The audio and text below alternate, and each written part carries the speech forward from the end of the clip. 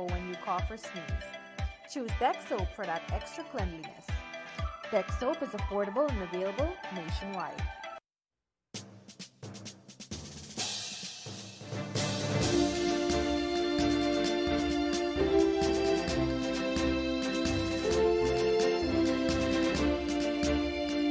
It is now 19 hours 30 all across this beautiful country that we call Guyana, and it is time to enter room 592 where we unleash the truth. We have been going on for the past 5 months, and it's a familiar face, Dr. Yog Mahadeo, at the helm of this evening's program. Welcome, sir, alongside his loyal co host, senior journalist of Kaieteur News, Mr. Leonard Gildarie. Good evening, gentlemen.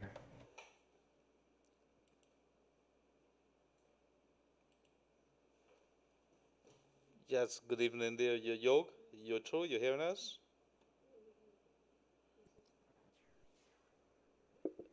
Yes, Yog says he's not here, and our apologies there while we trying to make our connections.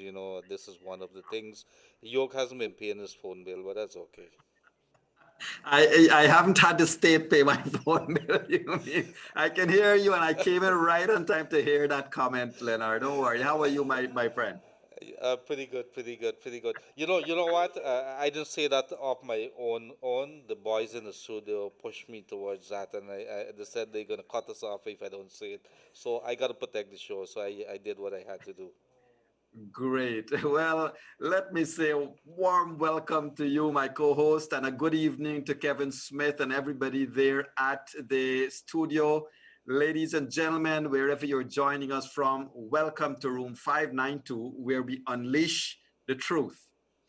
And we will be joined by no other than our Honorable Minister, Gail Teixeira, in a couple of moments. She is running a tight schedule, as you know, and so she will be joining us very shortly. But in the meantime, Leonard, there are some matters that you and I want to share with our viewers and listeners. Ladies and gentlemen, room 592, we would like to appeal to everyone. 3 persons have died in a horrible, horrible accident up at the East Coast this afternoon.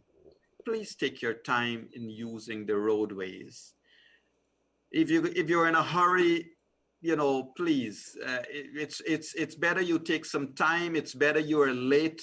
It's better to be late than never be there at all. And so we would like to express our condolences and sympathies to the families of those who have passed on. And we'd like to call upon all the drivers, all those who are driving on the Guyana roads, please be careful. Leonard, at some stage, we'll have to have the traffic chief in room 592 to have a discussion with him as well. So we wanted to express that sympathy to the family of those who have passed on. And, ladies and gentlemen, there are also some other stuff that I want to quickly share with you all tonight. Leonard, guess what? It's a proud moment for the Caribbean in terms of 2 things would have happened. Trinidadian elections are over. We know that there are some demands for recount, and the recount is ongoing. Dr. Keith Rowley, he had an interesting interview on the CNC3 television program earlier today.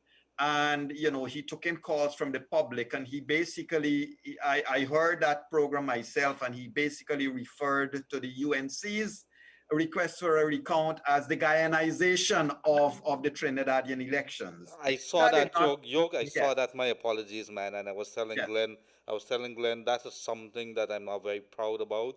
That this is, I don't like it when any other countries, whether it's in jest or otherwise. In this particular case, I think that he was using Guyana as a clear example, and he has a right to do that.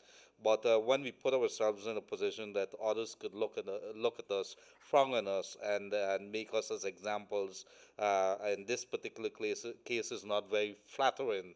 So I was extremely upset about that because we have placed ourselves in that position. Mm-hmm. hmm and Leonard, so it is not a flattering comment. He mentioned it twice on the program. Actually, once he asked the interviewer that you see what happened in Guyana, and then later on he said that the process to the courts and so forth is the Guyanization of the Trinidadian elections.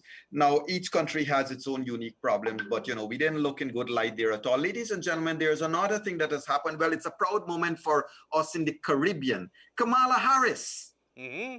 has been announced as the running mate of Joe Biden. As you may know, ladies and gentlemen, those of you who don't, please know now. And you can say you heard it from room 592. Kamala Harris, Kamala means lotus flower.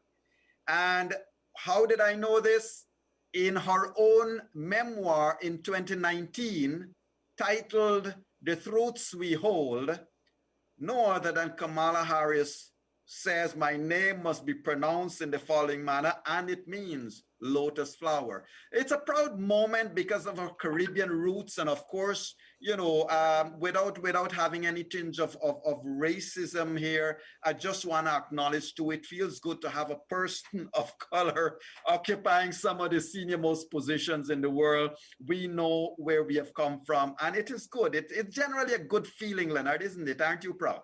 Well, the thing is, when you say person of color, you say all of us in one boat. And how Yes. long? And let me tell you what you've said there, Yog, is so very significant. Instead of us referring to ourselves as Indians and blacks or Amerindians or Afro Guyanese, I would like us to just simply say we're all Guyanese. And so what Correct. you've said there, if you're not white, you're black or you're colored. And let us get it very, very clear. But it Of is course. indeed, she's Caribbean, and we're proud of that.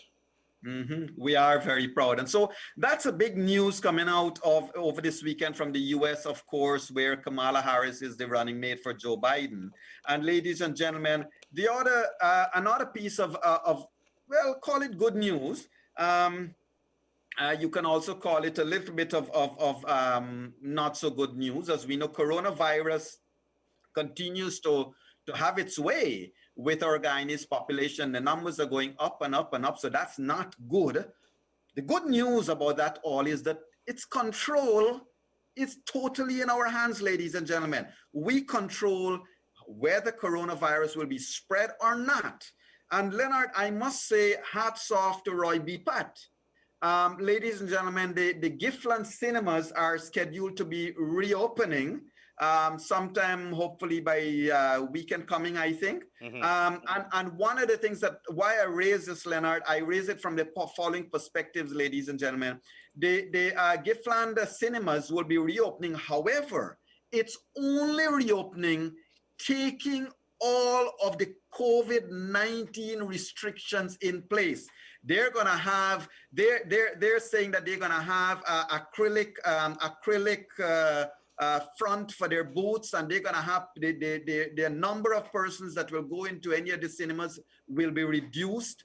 They're gonna insist people wear face masks. Their own the employees are gonna be wearing face masks all the time.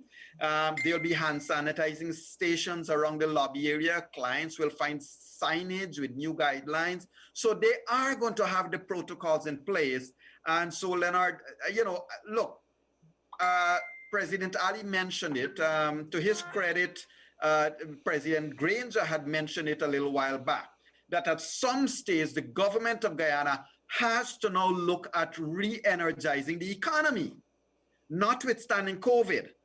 And so it's good to see businesses are putting protocols in place to ensure that the economy can continue to run, employees to be paid, bills to be paid, while ensuring that people can get to enjoy what they would normally wanted to enjoy, Leonard. Yes, I will, but I'm not sure, Yog. While I want to see a restarting and things like that, we have to. I, I, I want to be assured as a citizen that there are going to be these strict protocols. It has to be extremely strict. And I say that in the background. Look what happened, this announcement today by President Irfan Ali, that one member of his cabinet, the Minister of Foreign Affairs, Yuk Todd, has been tested positive for coronavirus, and then you saw photographs surfacing of all of the cabinet members being tested. That's one. Two, they are going to be ordered to work from home. But it is very clear that this is something, one, it is not going to go away, that anybody could get it, whether you're a minister or not, you are going to get it. So that means we have to start relooking at some of our cavalier attitude. That's one. The second thing is, I agree with you what you say that we have to do something to jumpstart back this economy.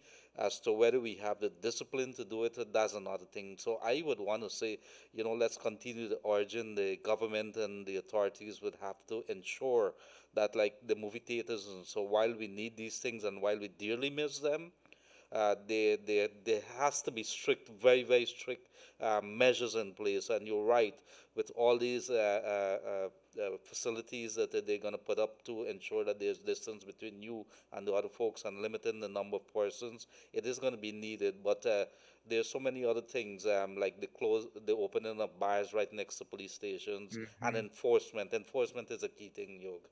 Very big Correct, thing. correct. And remember, ladies and gentlemen, while we await, the company of our Honorable Minister Gail Teixeira tonight, we want to share these things with you, and Gail Teixeira will be here any moment. Let me just ensure that we set the perspectives right. Kamala Harris of Caribbean roots, basically Indo-Caribbean roots, that is, or I think the father is from Jamaica, which one, Leonard? Did I get it right? One is from Jamaica, the father or something is from Chennai, India, but one parent is Jamaica, one is from India. So the Caribbean roots would have been there. She's American born, of course. And then, of course, we talk about the COVID in the country. It was also good to hear from Dr. Frank Anthony the last time we had Room 592 2 days ago, Leonard, about what's happening with COVID. And of course, it's not so good news that the new minister of Foreign Affairs has contracted the coronavirus disease. And so all the ministers have been advised to work from remote locations, to not be in contact with persons. First of all, I believe that the entire cabinet have all ensured that they went and got themselves tested and retested today, and they have immediately started contact tracing. Thank you, Shelly Jetu. Yes, the father is from Jamaica and mother is India. So thank you for that information. Ladies and gentlemen, with regards to the opening of the business and opening of the communities, please be reminded that the coronavirus disease, it's up to you and I to stop it, to restrict its spread. And as rightly pointed out by someone, a cinema is an enclosed environment, but if these businesses are reopening, you have to wear your mask. Ladies and gentlemen, as we have said over and over, the responsible behavior for stopping coronavirus disease is with us. It's with every person in this country. And I see we are joined by the Honorable Minister. Minister, welcome to Room 592. You're muted. We are not hearing you. Sorry. There, thank you. Yog and Leonard and all your viewers, thank you very much for having me on your program. Thank you very much. Thank you, Minister. And I know you look very good, I must say, notwithstanding you having some tough days. I know you just got in, so our thanks for joining us. And Minister, let's get right into it. It's been a week and a half of the new government. And if you don't mind giving us, what's your feel, what's the take? Like, I know there's been a lot of things said about the political appointees. We'll get to that in a moment. But what's been the general feel of the new government now that you are there for a week and a half? Well, I've said that, as President Irfan Ali said, that we're going to be running out of the blocks at a fast pace. We're going to be going at 100 miles an hour. And that's certainly what's happening. The new ministers are discovering their ministries. We're trying to streamline everything, as you know. It's been like being on Discovery Channel, when you're on Discovery Channel, you're not sure what you're going to see for that day. And so every day is a new discovery, whether in my ministry, in my sector, whether it's in someone else's sector.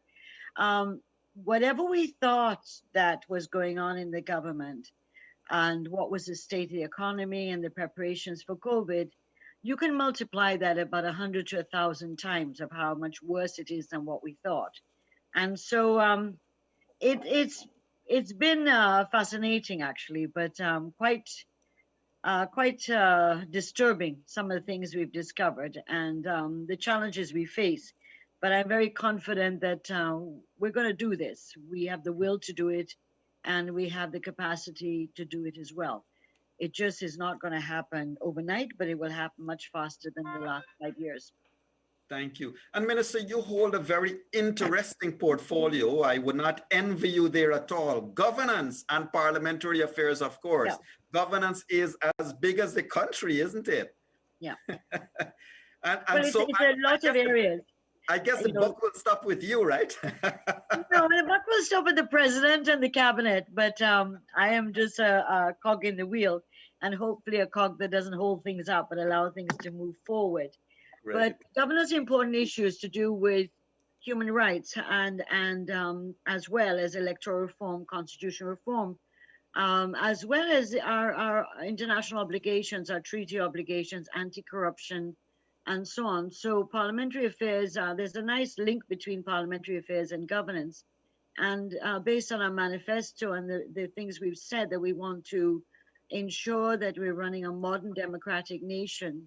It also means that a lot of the legislative agenda would not be, I'd be managing it. The cabinet will set, of course, what its legislative agenda is, but I would be managing the government's legislative agenda in the parliament. And so some things I'm fascinated with. My former president, Mr. Jagdeo, always teased me about how I love Parliament.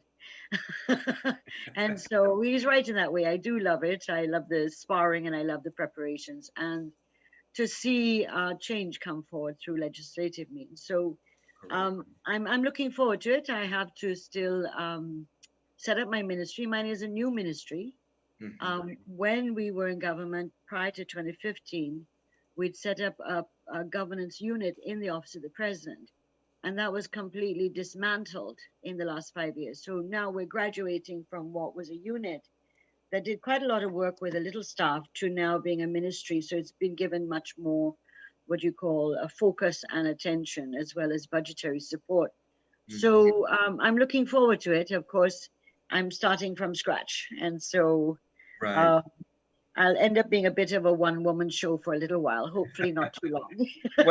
well, I think a lot of Guyanese have faith in you and your capabilities to handle it. And Minister, let me just say this before we get into more of our discussion tonight. You are one of the persons in the PPP that has the distinction of having been close with not just the former president, but basically with all of the PPP presidents. You have the distinction of having been very close to Teddy Jagan himself.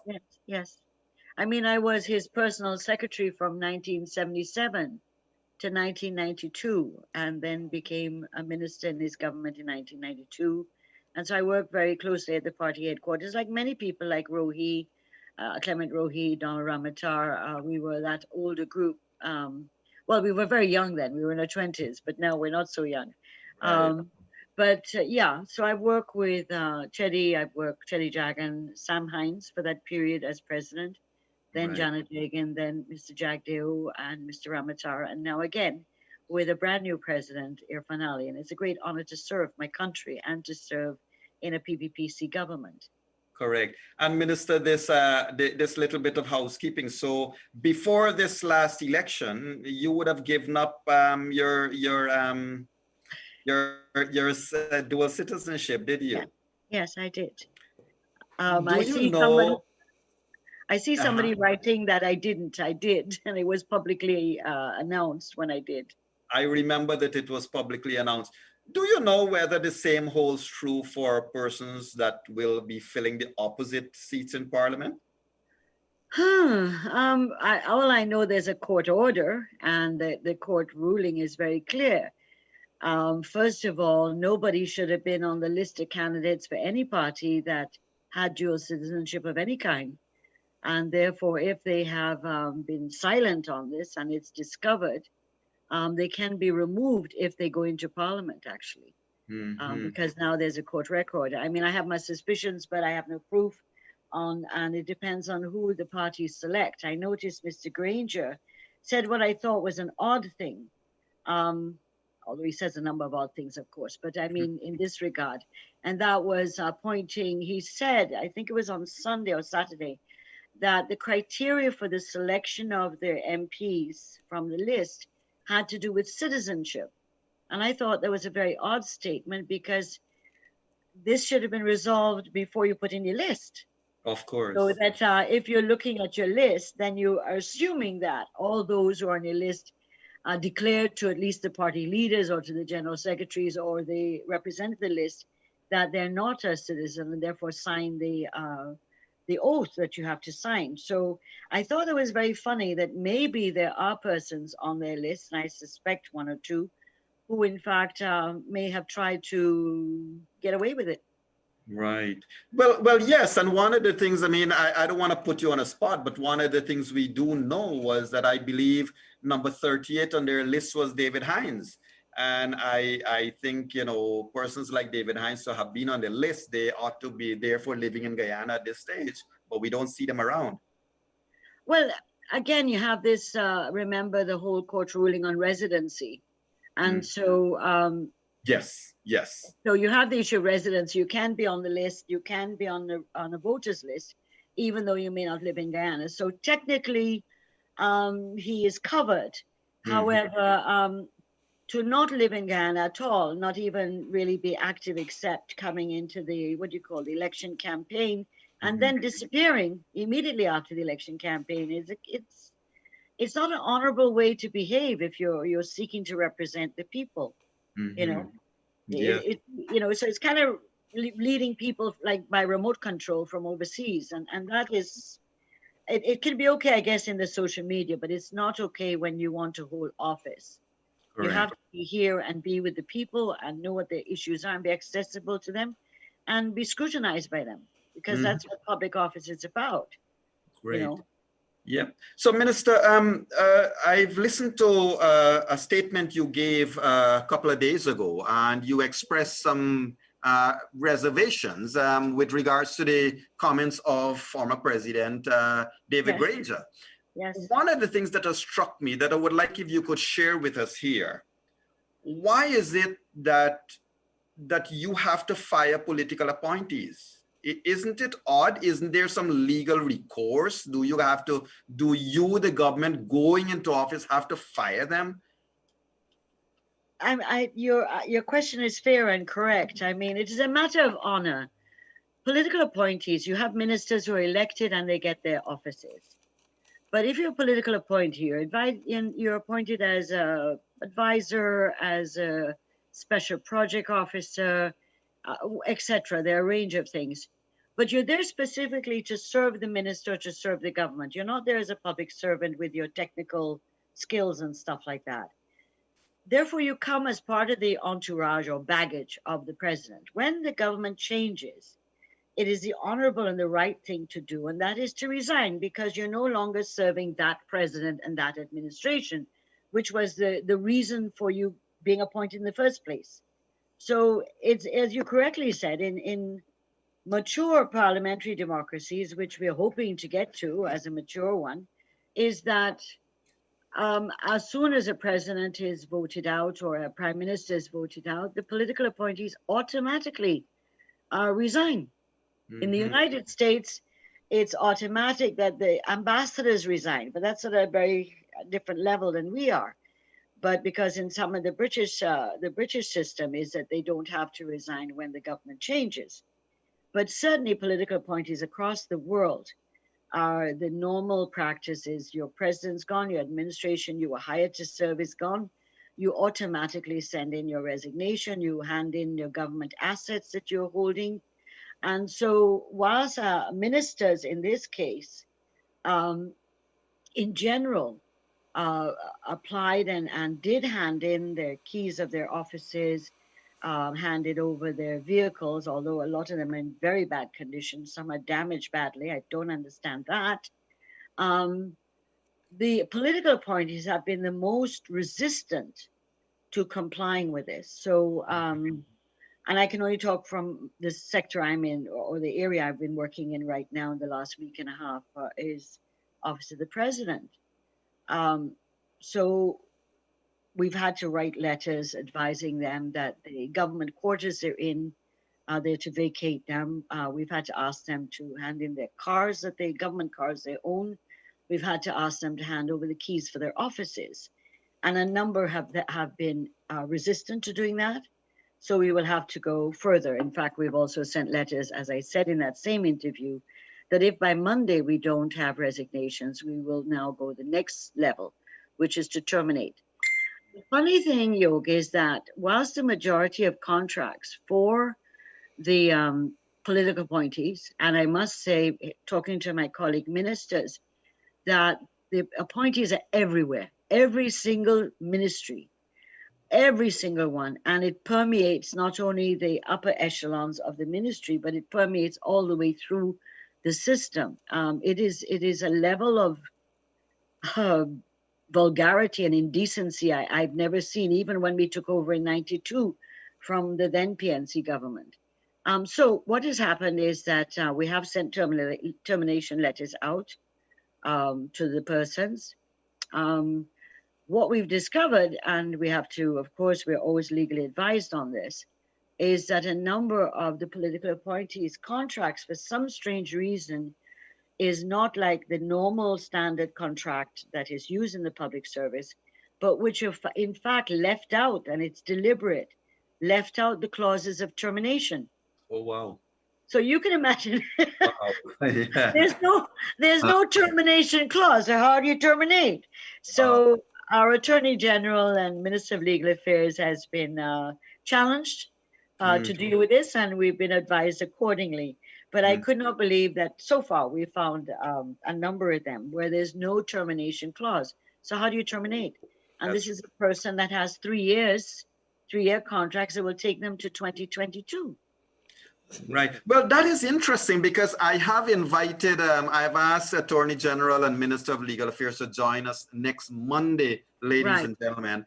And I wanted to ask him that because the other burning question that a lot of the population wants to know about is some of these contracts have been created or renewed post-elections. Yes. Not just post NCM, but post elections. Yes. And there has to be some liability there. I mean, Minister, I mean no insult to your government when I say this. What we find straight, taxpayers have to fund 2 sets of public servants, those who are holding on to the old contracts that have been unconscionable in their renewal, and the ones who rightly deserve that spot as well. I'll let you know that there are contracts that were renewed as late as April this year.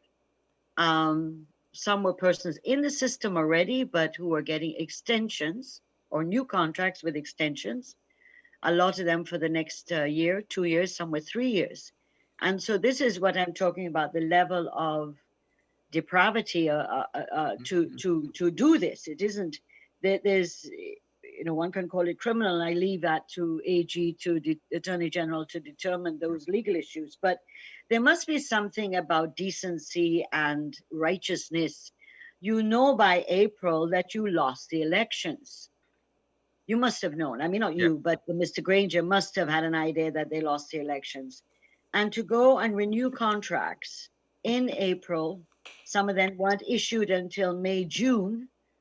There's one that was issued July 30th, for example. And so this is a level of, I can't find the right word other than just baseless, a level of depravity. That's the only word I can think of right now, that one could dare to do this. And the salaries are very, very generous. Let's put it that way. Well, I do know that there is a private criminal action from Christopher Ram against some of the former ministers requesting the court's attention to their salaries. Minister, before I hand you over to my co-host, Mr. Leonard Gildarie, as of today, we have noted that a number of the regional personnel, political personnel would have been sent home. However, some of the news coming out is that all of the persons being sent home by the PPPC are Afro-Guyanese, and so this is a race-based decision. Your comments, please. Well, first of all, it's not true as far as I know. Not all are Afro-Guyanese. Some are mixed, like Mr. Parker in Region 9, and I think the gentleman from Region 2. So that I think 7 were sent home, and 3 of them are not Afro-Guyanese. The issue is not that we're sending home Afro-Guyanese. The question that must be asked is, how is it in a multi-ethnic society that when you look at the REOs and PSs of the former government, they were heavily majority one ethnic group. And therefore, was that acceptable? We're not saying that we're doing the same thing, but it was not okay that the public service and persons who held appointments were chosen either because of their affiliation.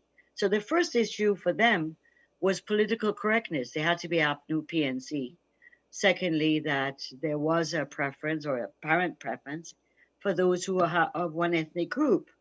And so it's unfortunate that that has happened. And it's unfortunate that in trying to clear up and to make sure that, one, you have competent people in the system and people who will work towards the achievement of our programs.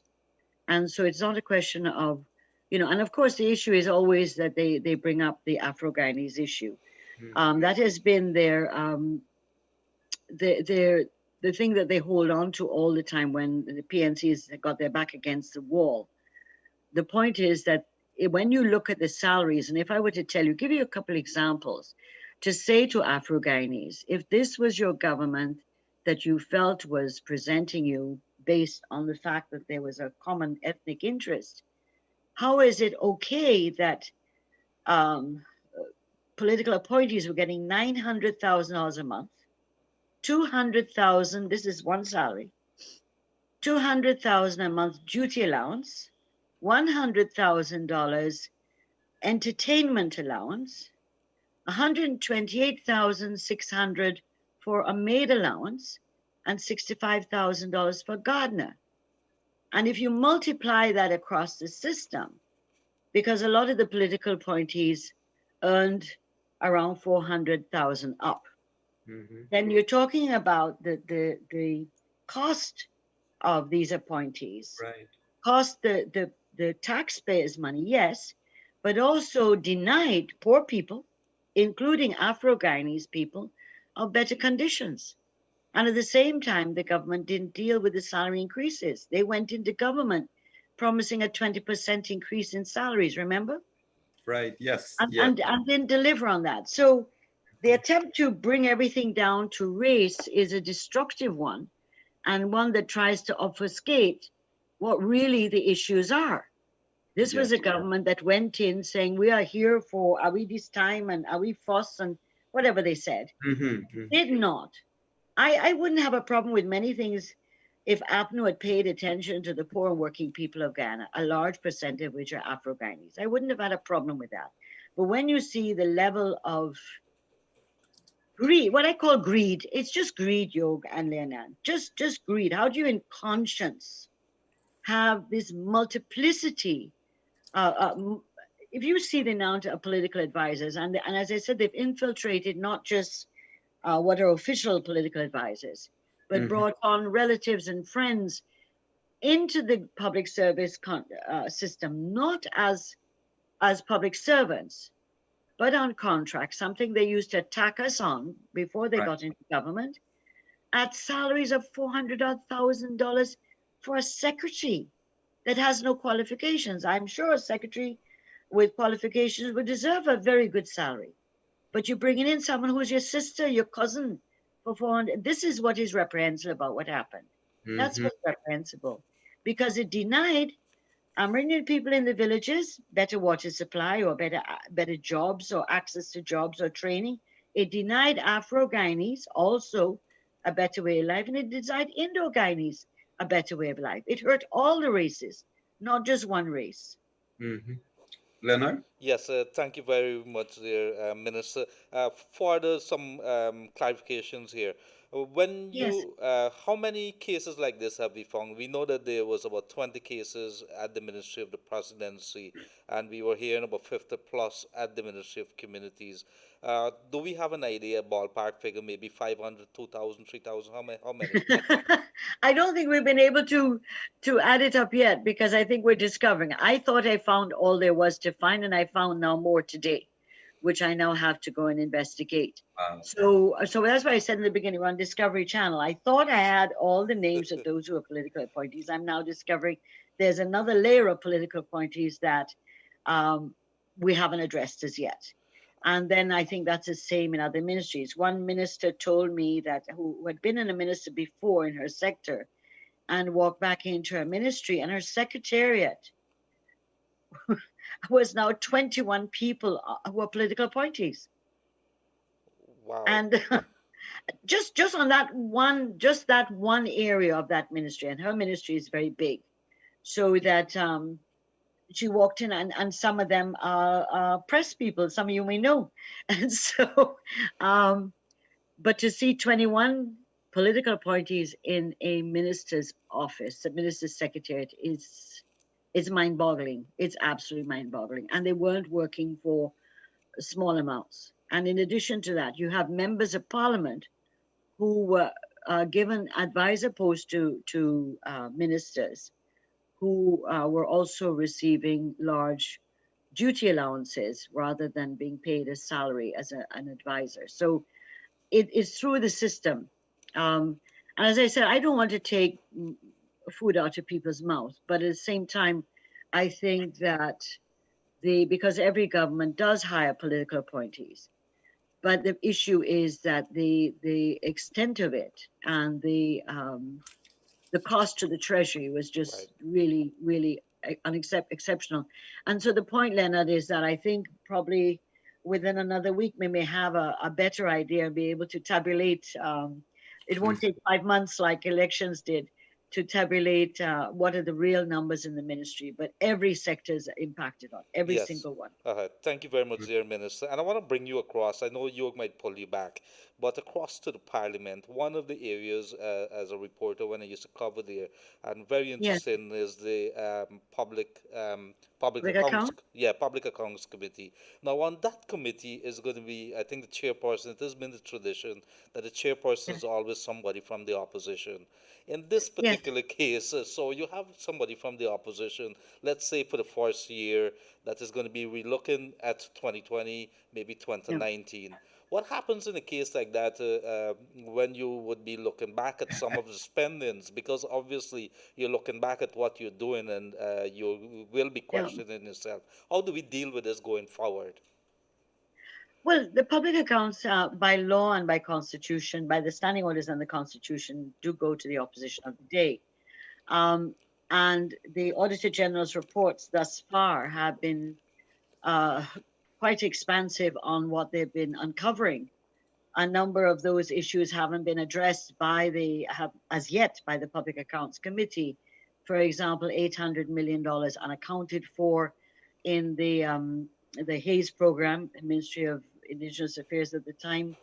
The issue to do with drugs and medical supplies, which and those are going back to 2018. So even if the opposition chairs it, they're not in the majority. So remember the government side, when the government when we were in opposition, we kind of lose one person because the person would be the chair. And so in fact we would have a situation where we would be in the majority, although not in the chair. And I expect that our MPs will be very active and be prepared to deal with and address the issues uncovered by the Auditor General. I mean, as you know, a big one which will come up and doesn't have to wait for a Public Accounts Committee, it can be brought up as a special audit, and that is the Lillian Dow Hospital. Mm-hmm. You know, that will, I'm sure, reach some prominence in Parliament. And of course, my last question here before I hand you over back to my host, which is, The lots of Guyanese might be wanting to know. You don't want people to come in office and then maybe allegedly or let's say commit crimes against the country, and then they walk away with a slap on the wrist. I would love to hear from you going forward as as a government minister. How do we deal with situations like this? We screaming, the people are screaming for justice that somebody may be made or some persons be made examples. Well, I think that once the government will, as far as I know, as you saw, we had the rapid financial assessment team go out, Mhm. and I think they have uncovered some very interesting things. Some may validate what we already suspected; others may be completely new, and so those will lead, I'm sure, to the next stage with audit investigations or forensic audit investigations, and therefore would then be that can be used to bring charges against persons. And I Right. think there will be, once there's a case that could withstand the scrutiny of the court. Of course, that doesn't determine how the court will rule, but it would bring it into the forefront. I mean, like the one with Lowenfield is a completely brand new one because this is now not dealing about financial accountability. This is talking about uh, legal, constitutional Mhm. crime, in a sense, or anti-constitutional crime, and so defrauding the rights of the people. So those are going to be really interesting cases that are going to come up, and the Lowenfield one is probably a test case to see how the judiciary will handle that. Mhm. So I think that there are going to be quite a few of those that could potentially reach the courts. Whether the persons will be finally sentenced, we don't know. We can't predict that. But the Mhm. point is that, and we will have to look at in legislature how to strengthen issues of public accountability and how to strengthen the Integrity Commission Act, for example, Hmm. so Mhm. that those who hold public office are under scrutiny and held accountable. And so, Correct.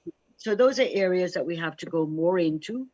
Um, but certainly, I think that the public out there is much more sensitized. The irony of the APNU being in government is if we thought that people were critical of us when, especially by 2015, by a lot of that, what you'll find is that in the last 5 years, I found it fascinating that I think the Guyanese public are much more sensitized as to the power of Parliament and what Parliament can and cannot do.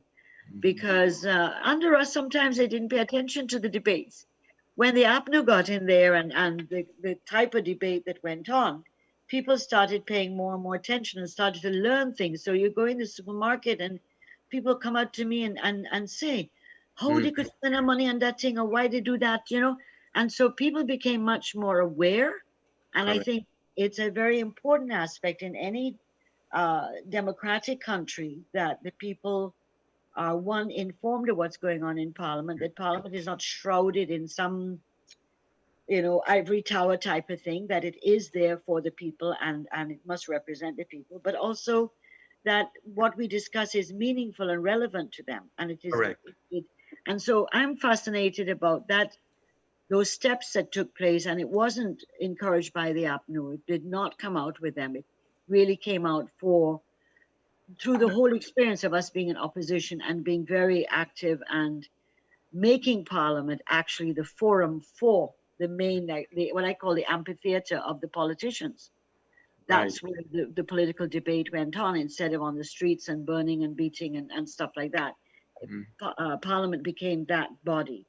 And so Right. I hope that will continue to really, because I think it's an important part of building our democracy in our country is to have a well-functioning parliament, one in which Correct. parliamentarians are very well informed and are Mhm. representing the people from the regions and so on to be effective.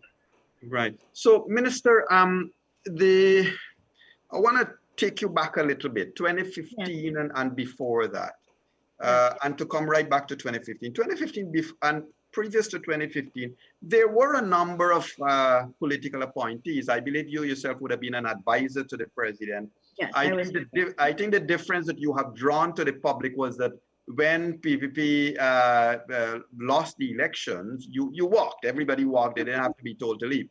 Yes. The question, though, is twofold. One is that are the salaries that these same portfolios being paid pre-2015, are they much higher under APNU? Are they the same? And number two, in 2015, APNU gave themselves an increase in salary, which took the entire country by surprise. PPP had then said that it was going to take the difference and put it in some fund for helping something or the other. Did that continue? Was it managed in the way as promised by the PPP? And what is the PPP's current position on salaries of ministers? There's a curveball there. Let me go through it pieces. There's several questions and sub-questions. One is that in relation to our increases were to do with MPs. Members of, excuse me, members of parliament. So although ministers went from what was about 400,000 or 500,000 under our time to what were 800, 900, 1 point something million under the APNU. So that's one issue that, but the MPs got an increase, I think, of $23,755. And we were opposition, and that was what we got. And we decided that we were not going to take that increase. And we put it into an account where it was withdrawn by the clerk of the National Assembly, and that money was kept in account for relief and other forms of help to people, which we use some of that. There's still some of that there. In relation to now, I don't know what will be. I don't know what my salary is, for example. I don't know as yet. But I would make this that, you know, when we were in Parliament and we saw the increases that were gazetted in September 2015, backdated to July 1st, 2015, we were looking at basic salaries, and that was of concern. They were large. However, it was never declared then until now that we're in government that that was just the icing on the cake. Because, okay, you're getting your junior minister getting, I think it's about 700, between 700 and 800,000. But it didn't include allowances. And so some allowances were, like, for example, when I was a minister years ago, our entertainment allowance was 5,000 a month, which was a little bit absurd, but, you know, that was it. Now $100,000 for entertainment a month. In some cases, there's this allocation of duty allowances, which we're not sure what that means. Usually duty allowance in the public service is when you're expected to be on call 24/7, or, you know, you're available at any time. Right. And that's a duty allowance. But the duty allowances were very high. Our duty allowances as ministers years ago was very small. So it's one thing about the actual basic salary, but it's also the other things, including ministers get a car driver, a maid service, security at their house, telephone, internet, etc. So that they get their electricity bill paid, their telephone bills paid, so that their water is not paid. At least either this government gone or us paid for the water, although the water is probably the cheapest utility. Right. But it's not just a salary; it is the actual allowances that.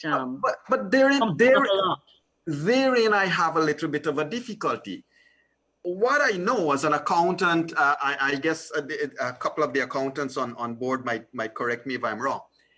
Allowances are taxable. Well, no, wait, stop that. Yes. Some of the allowances are non-taxable. I came across in some files duty allowances. Now, these were persons who are getting not a salary because some of them were MPs, for example. but they were getting a duty allowance of about 200,000 non-taxable. And I thought that was unusual. And so you get an entertainment allowance that's non-taxable. Whereas I remember in my day, a lot of these things were taxable, but I could be wrong, but it's, quite a while ago. But yeah, so exactly. So I just wanna stick a pin there for a moment. So ladies and gentlemen, allowances, the laws have changed. The tax laws have changed. They are taxable by and large. Minister, if by decree, whether it's a ministerial decree or whatever, to make any allowance non-taxable, that is basically pulling the rug out from GRA, which is the only legitimate authority for that's illegal, isn't it? Well, my understanding is that if we have to have any kind of change in, say, something from a taxable to non-taxable status, like the duty allowance, that one would have to go to Parliament for an amendment. And I don't personally remember there being such an amendment in Parliament, at least not in the last 5 years. Right. And so I found that a bit surprising. But they, it's. I wrote a number of times in some newspapers about family and friends, and I now recognize I did I think 2 or 3 parts on that theme of keeping it all in the family. That was my theme I used. But really, I was just scratching the surface. I had no idea of how wide this family arrangements were and how generous it was. So it wasn't bringing in, okay, you have a sister and she's got her qualifications. She applies to get a job in the public service. She gets a public service job. That's not what I'm talking about. I'm talking about people being brought in who put on contract at way above the scale of people at that level. And certainly I think that caused a lot of disruption and discontent in the public servants who came in through the normal ways.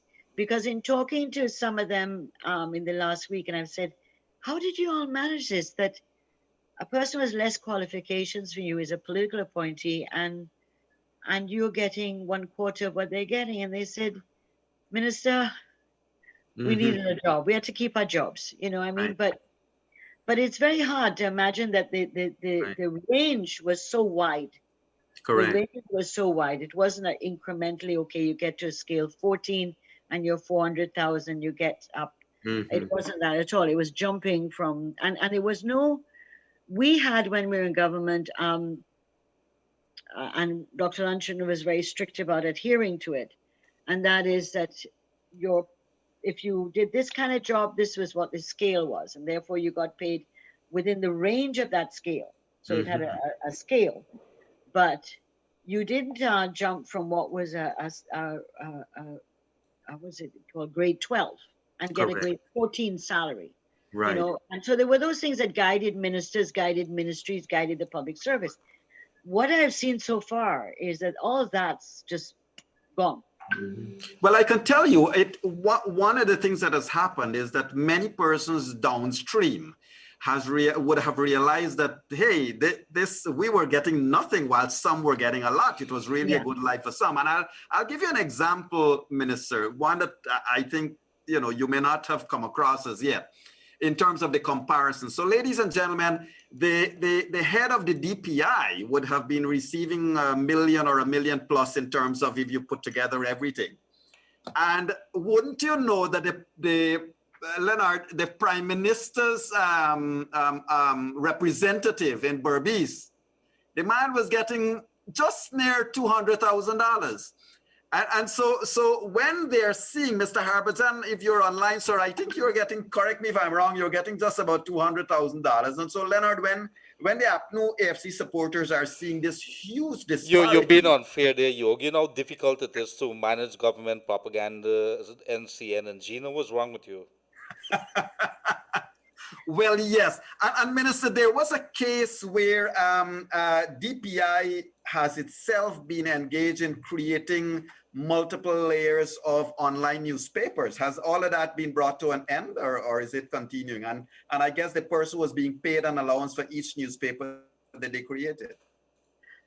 Yeah, I leave that for you to call Minister McCoy to be on your program, as he is within the, as you know, the Prime Minister's portfolio includes quite a lot of heavy matters, unlike the former Prime Minister who we called Rubber Stamp. But the present Prime Minister, Brigadier Mark Phillips, is dealing with telecommunications, dealing with information and communication, dealing with the environment sector, etc. So there are quite a number of areas under him. Right. And Mr. McCoy, Minister McCoy is assisting him with the information and communication, so that Mr. Khan and others, some are board appointees who are getting well paid. So you have anomaly, very strange things in the information sector of a managing director and executive director, whatever you call it, chief executive officer. So there's these layers at the top that it was very top heavy, Yes. very top heavy, and where I'm sure there's some PR companies that we uncovered in some other things who probably were helping to put some of these newspapers together too.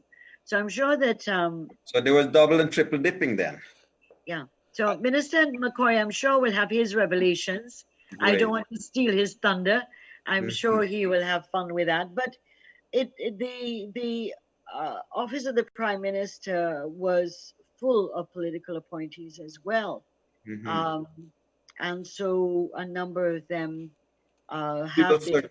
Yeah, we will certainly talk to them. Minister, just we both mentioned a little bit about GCOM. Can I ask you this? It might not be within your direct remit, but with your experience, you may certainly be able to answer. My understanding is that Mr. Clement Mingo still goes to work for 30 minutes every weekday at some Region 5 office. I don't know whether it's true, but is there any overwatch on the Secretariat's expense now that elections are over? Well, the commission is still in place, you know. And so I would hope that our commissioners, one we've lost, that is Mr. Robeson Ben, who is now a technocrat minister and a minister of Home Affairs. But I'm hoping that our other two commissioners are still keeping an eye on the shop, because the commission has not dissolved and the chairman is still there. I don't believe the chairman should be insensitive and just feel, well, the declaration is done and so the matter is over. It isn't over. As you correctly pointed out, Mr. Mingo should not be anywhere near GCOM, including whether it's in Region 5 or in Timbuktu. Right. He needs to be sent home. And if the chair doesn't want to send him home, she can suspend him, you know, interdict him. But he cannot remain there with what he's done to this country. And Mr. Lowenfield, I saw that the DPP said that she was not going to drop the criminal charges, although he asked, or there was some request for that. And certainly the chairman must recognize these are two people, particularly one that's formally charged, that they should not be given full reign in the place. They should be, and I understand in the public service, and again, maybe GCOM is running on a different track, but in the public service, if you are charged with a crime, and not a small crime, not a traffic ticket, that you are automatically almost suspended or interdicted with 1/3 of your salary until you're proven innocent or guilty.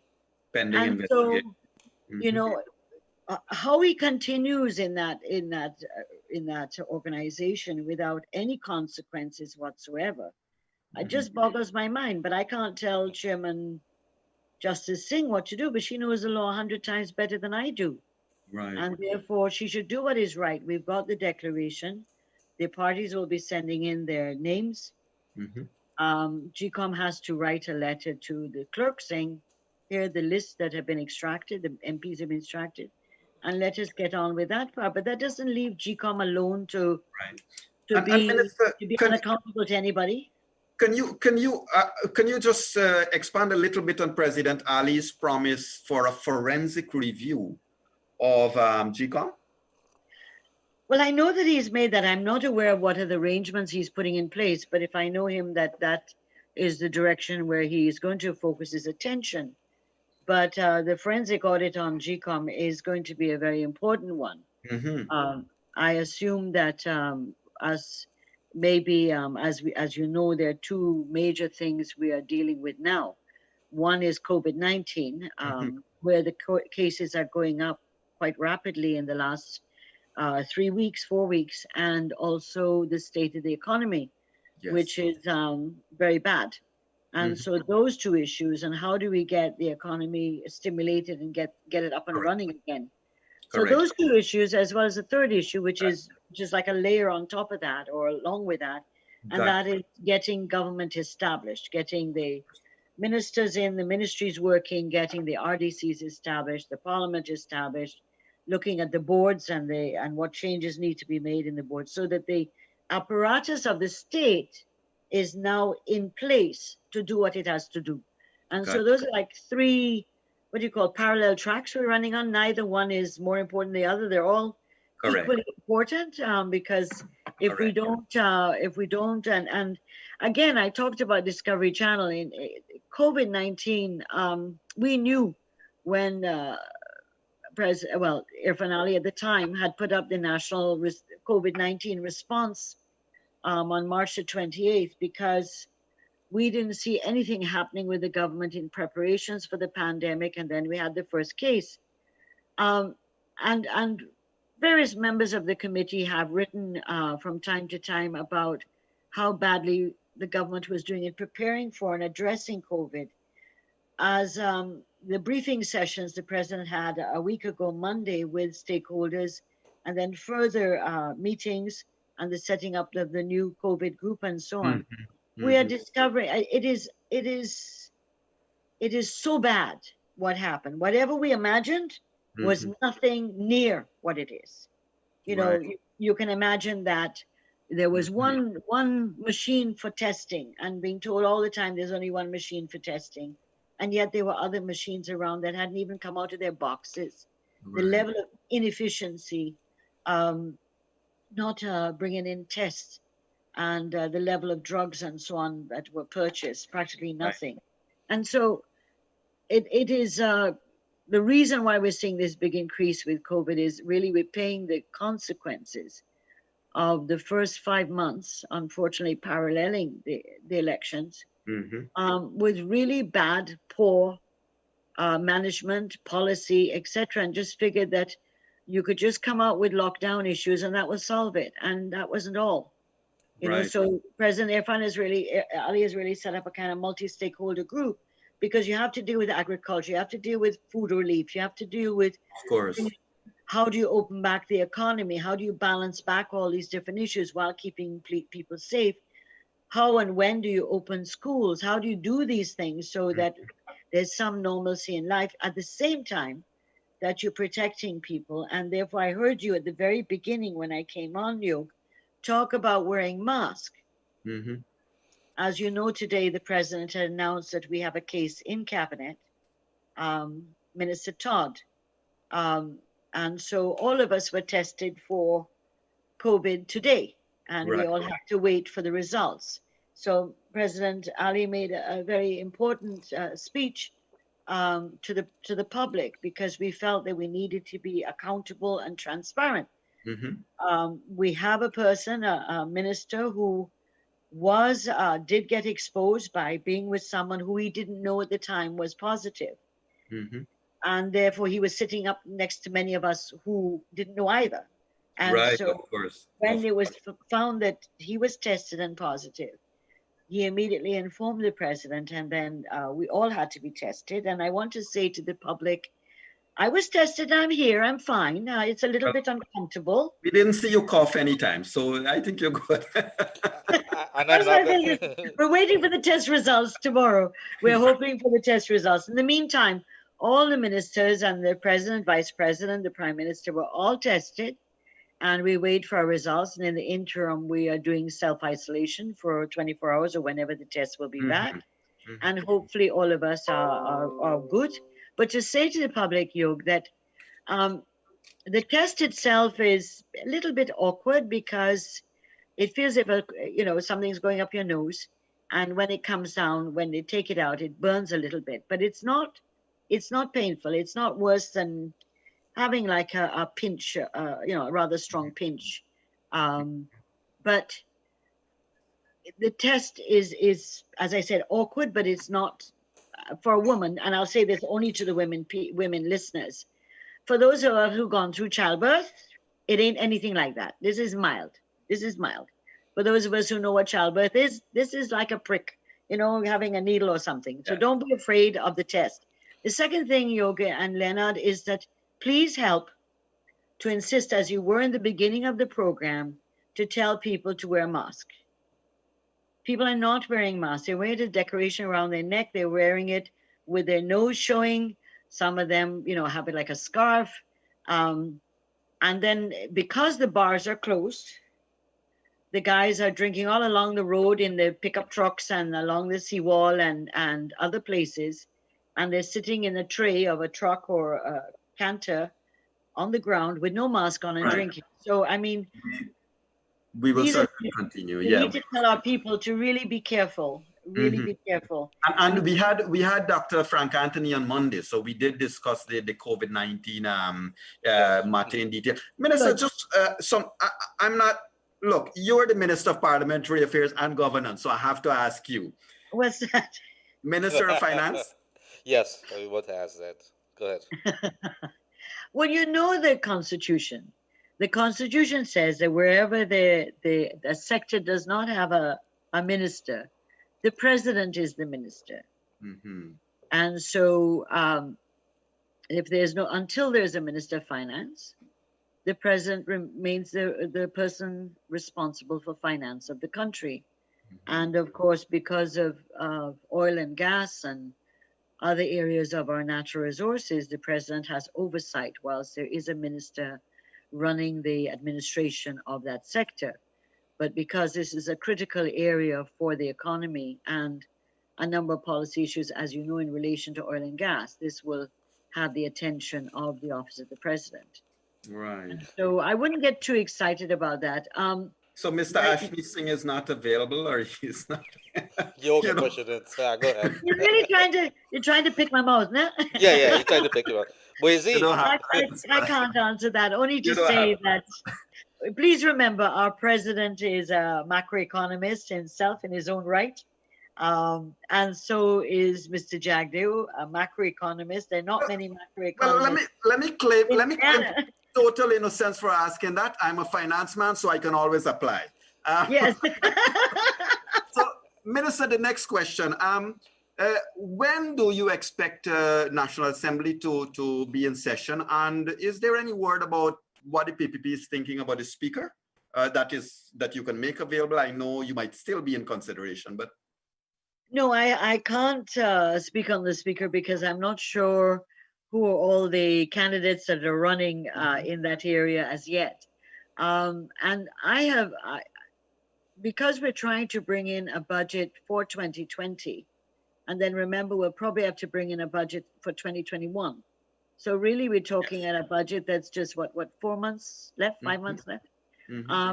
And so we have to get very quickly a budget in. And I know the work has started on that, and the work is going quite rapidly in that area, considering what is the normal, rather long process to prepare a budget in our country.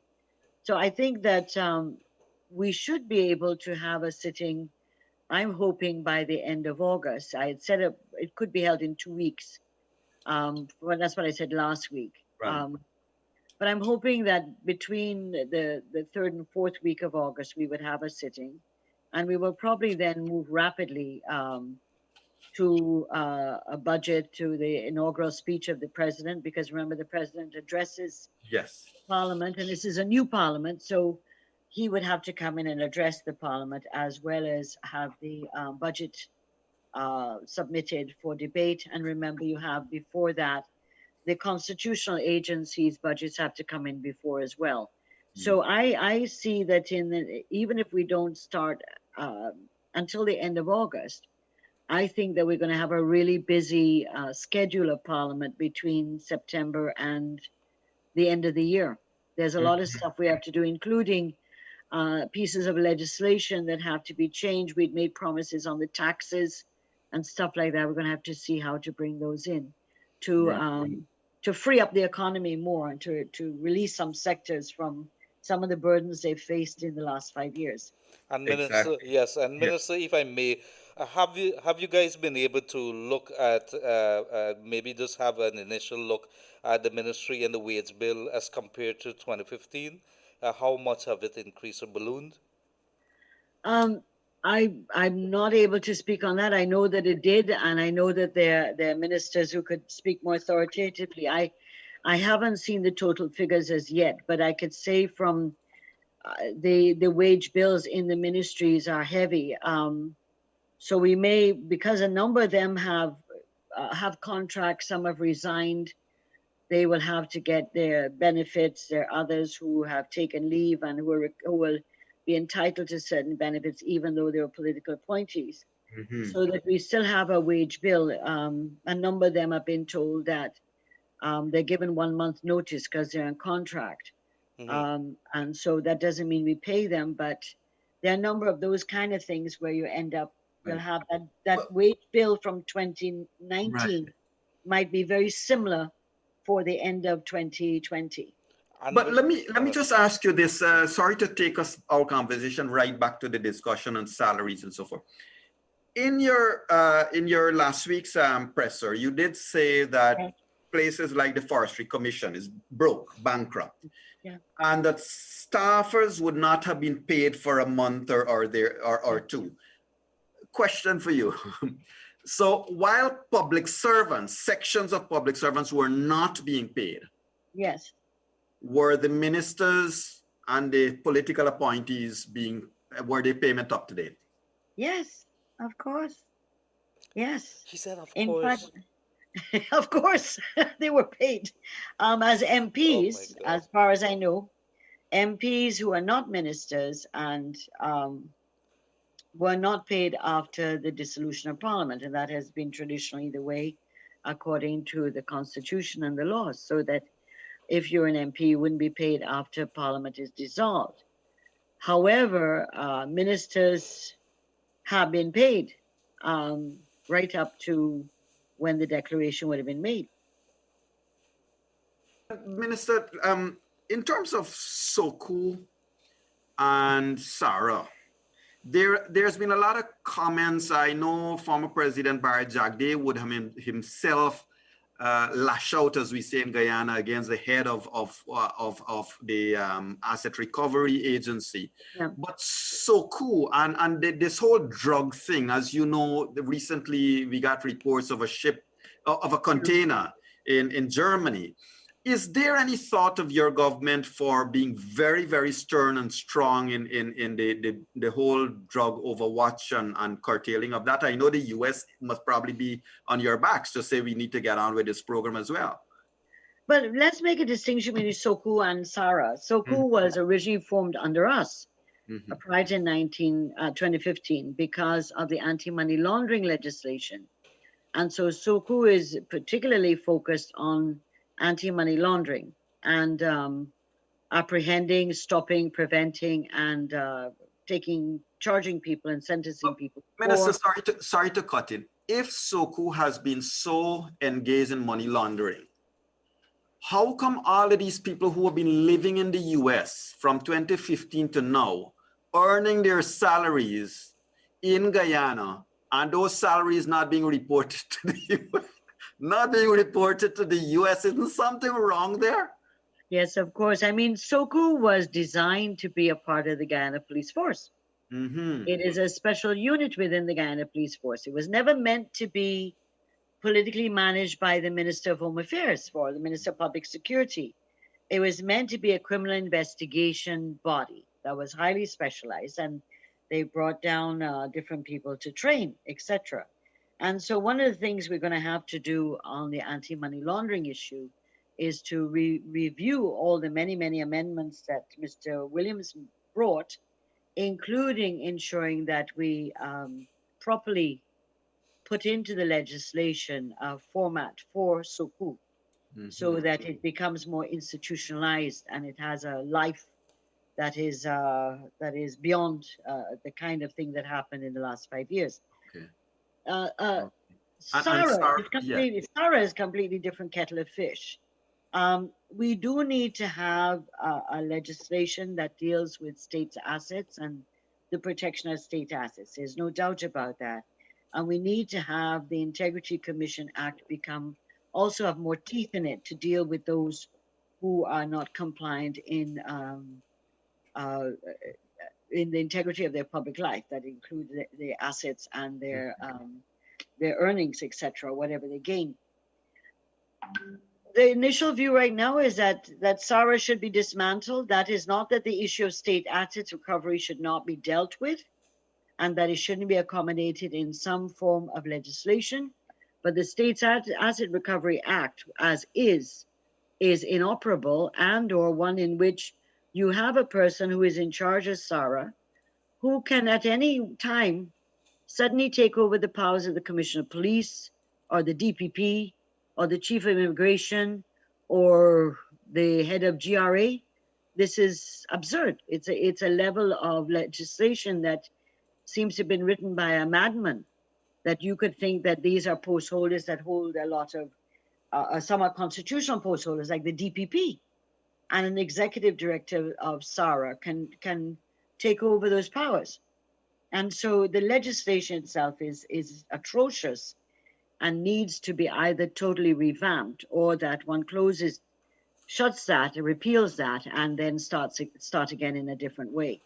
But SARA has nothing to show in the years it's been formed, with highly paid persons, including... Well, it did, right? It has some photos of having some of the PPP persons parading up and down that never... Oh, you mean, yes, of course, going to court, yes. Yeah, and going in and out of Soku and taking photographs. Correct. No, but they didn't ever... They went to court on the case that they never pursued. And all it was a political sham. It was to embarrass people and to make it seem as if PVP had done something terrible. But in fact, it fell on deaf ears in a sense. Correct. So that what we're saying is that there is room for state asset recovery, and I'm sure under this government we will need to do that, because I hear of various assets of the state are not being declared at this point, or not coming to the fore. But also you have a lot of state assets that have been sold for nothing, all sorts of deals and stuff like that. Right.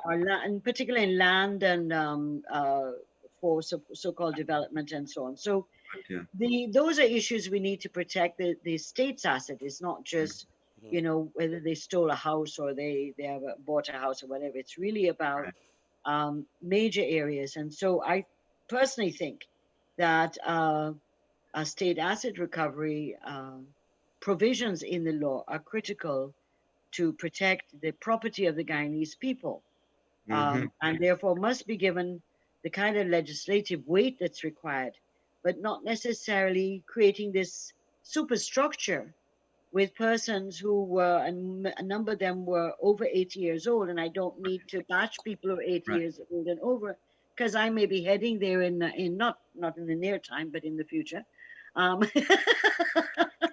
Yes. So, Minister, they did nothing. They did nothing to protect, because they came on a whim that there were all these assets being stolen, and they didn't find it really. I know I promised you, Leonard, I promised Minister 30 minutes, and it's gone on to about an hour or more. Minister, yes, I'm sorry to keep you so long. No, sorry to keep you so long. It's been a pleasure. I have another question that slipped me when we were talking about parliamentary and ministers and stuff. My question is twofold. One is that in January 2020, I think the High Court, the Court of Appeal, upheld a High Court decision that Ministers Keith Scott and Felix were unlawfully occupying a seat in Parliament. Yes. Will the PPP government collect back those salaries for the unlawful time spent in Parliament. If the court so decree, then you cannot go against the courting. And that's one. And two, my last question to you, Minister, given all that you have been experiencing over a week and a half, how difficult is it for Minister Gail Teixeira to walk that line between the opposition crying up victimization vis-a-vis doing what is right for the people of Guyana? Well, because of the way I operate, I do try to walk the thin line as well as I can. And that's why sometimes I get into trouble, even sometimes with my own comrades. But I believe in what is right and what is legal, what is lawful. And I also believe strongly that there has to be inclusivity. But I'm not prepared to, if people have done wrong things, that they should get away with it. And what I find offensive in what I've been seeing in the last week is the fact that APNU fooled a lot of their supporters about mainly on the ethnic issue, that if they allow the PPP to come in, that they would be allowing one ethnic group to take over. And a lot of people fell for that. But they weren't, their supporters didn't know what they were doing behind the scenes. Everyone was filling their own pockets. And so you have leaders of the APNU AFC. I don't know if Mr. Granger just shut his mind to what was going on, but how could you fool the people like that? And so for me, having gone through politics for a long time, is that, and I know that for the leaders of the party, it's that we have to make sure that we do things the best that we can with what we have, and that we don't fall into the same pitfalls as AP and UPNC did. And that we have to make sure that we walk the straight and narrow line. It won't always be easy, but we have to be able to improve the condition of lives of our people.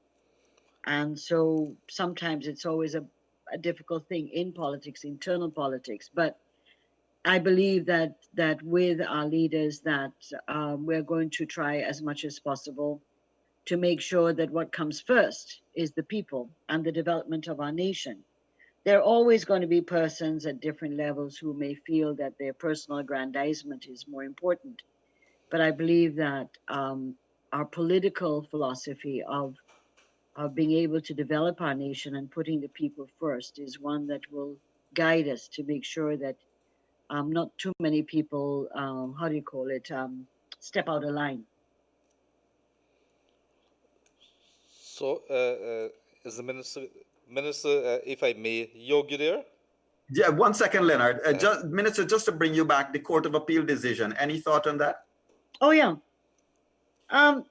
My view is that the appeal has to be acted on. If you're unlawfully holding a position, and they knew that all the time that they were doing that, then, I mean, I'm sure that, in politics, it's a funny thing. Sometimes people can negotiate for different things at other levels, but this is a court order that they went to the court to appeal the decision, and they lost. Yes. And they lost the decision, and therefore they have to comply. And I hope that Mr. Granger is telling Mr. Scott and Mr. Felix to reimburse the state for the salaries they unlawfully accepted all these years, including even after the court case. What I find reprehensible, Jogan Leonard, is, okay, the case, as you correctly said, was ruled in January 2020. Mm-hmm. What happens after January 2020? Right. Aren't you going to do the honorable thing and say, okay, stop my salary, don't let us go further? And I think that's why Christopher Ram was taking up the issue. I heard, I may be wrong, but he was taking up the issue to say, well, let's deal with from January to now, whatever the date he decided to do it, because there was a court order that said you're not there. So even if you put aside the 5 years for now, what was Felix and Scott doing from January up to when the elections were declared? They should have not been receiving any salary, no facilities, no vehicle, no driver, no payment of electricity bill and telephone bills. Thank you. Minister, And it's been so a pleasure. I will have fun investigating that part to see if what happened, what exactly happened. My Great. Sherlock Holmes interest in this will get titillated, I'm sure you. It's one of the things on my list. It's one of the things on my list to look at.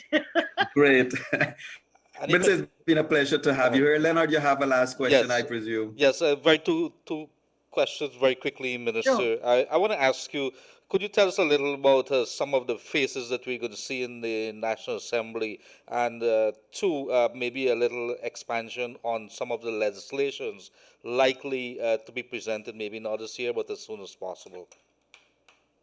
And unfortunately, Minister, let me be the speaker. You only got 2 minutes to go. So That's okay. I'm used to the speaker. At least you're more easy to deal with than the speaker. To do with new faces, yes, there will be some new faces. We do have some geographic MPs and stuff.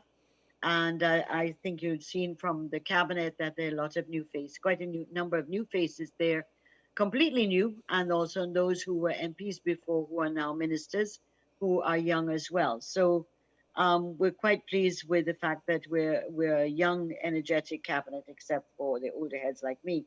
And in the legislative agenda, there are a number of areas, some of which, as I mentioned, that we have to rectify bills that the PNC brought in the last 5 years, like the ones on VAT, on taxes, on taxes on the mining sector and stuff like that, as well as bills that were extremely controversial, the Cybercrime Act, which included sedition in it.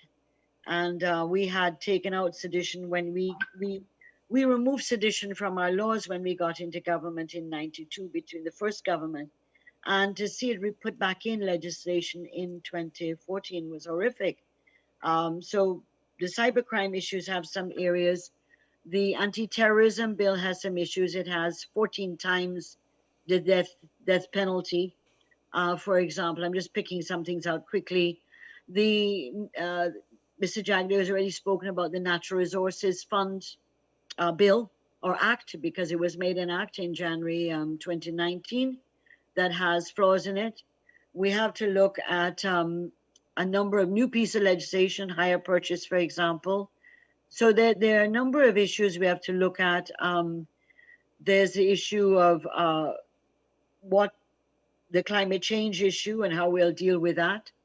And a number of bills that were passed by us, a lot of them were not put into operation or not as effective as they should be based on the boards that were set up. So some are administrative in having good boards and strong boards that will implement them, and others were actually problems with the legislation itself. I may be forgetting. You remember there were made amendments to, I think it was the Broadcasting Act. And then you have issues with the Telecommunications Act as well. So those are bills that were passed in the last parliament that we have to review. We were critical of a number of them and critical of a number of areas of those bills and acts, and we have to go back and probably bring amendments in, or in some cases, like I said, the SARA bill, that really has to be just repealed and a new bill written over to do with state assets. Of course, there are other things to do with oil and gas, like the local content policy. Those ones are outstanding from the last parliament. Minister, it's been a pleasure. Our program is out of time now. It's been a real pleasure to have you, and we look forward to continuing the discussion. Ladies and gentlemen, it's been our honor to have Minister of Parliamentary Affairs and Governance, Honorable Gildarie, in room 592 tonight. I just want to let you know that on Friday night, when is the next time we're going to have room 592, we will be having in our room His Excellency, the High Commissioner of Britain, the British High Commissioner to Guyana, will be joining us here. It's his closing stint, right, Leonard? Yes, it is. He has a few more days. He will be leaving, and so we will be having a diplomat in our room 592 on Friday night, as well as after the diplomat departs our room, we will be having Mr. Dominic Gaskin in our room 592 for a Friday night discussion. So we're looking ahead to a good discussion. Next Monday, Attorney General and Minister of Legal Affairs, Mr. Anil Nandalal. And ladies and gentlemen, it's been good to have you here in room 592. Minister, once again, we thank you very much, and we look forward to continuing the discussion with you in the near future. Ladies and gentlemen, wherever you're joining us from, it's been a pleasure to have you in room 592. Do stay safe. Remember, you are as safe as you want to be. Follow all the guidelines of COVID and stay out, stay away, 6 feet away from people. Wear your masks and ensure you wash your hands. So ladies and gentlemen, do have a great night wherever you're joining us from. Remember, say a prayer for this beautiful country of ours. It is still the best place on earth. Thank you very much. Be safe. Bye-bye now.